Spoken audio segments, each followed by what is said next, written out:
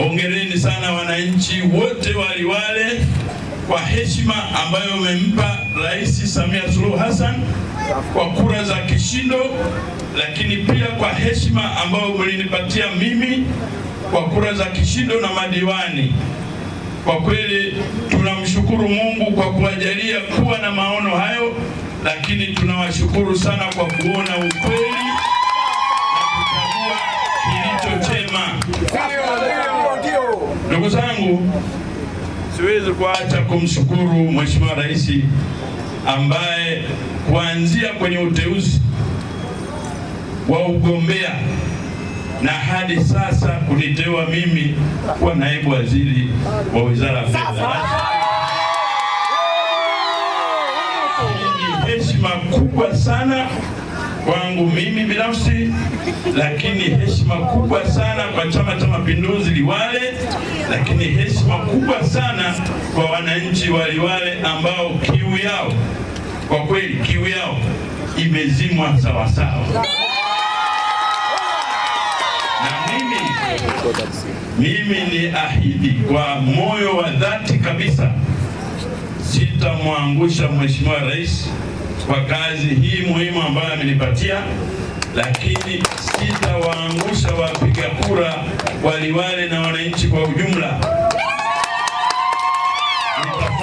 Nitafanya kazi hii kwa weledi mkubwa, nitafanya kazi hii kwa uaminifu na uadilifu. Safi kabisa.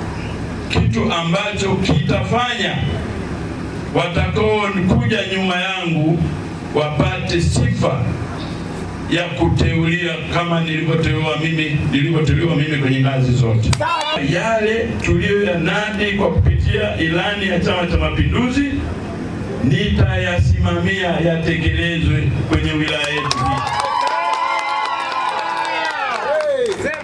Najua yako mengi, lakini na machache ambayo naweza nikayatamka hapa mbeleni. Moja, barabara yetu ya Liwale na Ngorongoro. Huo ndio ufunguo. Tulisema miaka ya nyuma kwamba elimu ndio ufunguo wa maisha, si ndio? Lakini kwa sisi hapa Liwale, barabara hii ndio ufunguo wa uchumi wa Liwale. Hilo nitalisimamia kidedea kabisa, lakini barabara ya Liwale na Chingwea ambayo nayo iko kwenye mpango nitaisimamia nayo itekelezwe. Hakuna lele mama, ndugu zangu. Serikali ya Chama cha Mapinduzi inayoongozwa na Daktari Samia Suluhu Hassan, hakuna lele mama. Mmeona jinsi ambavyo mambo mengi makubwa na kazi alizorithi amezikamilisha zote.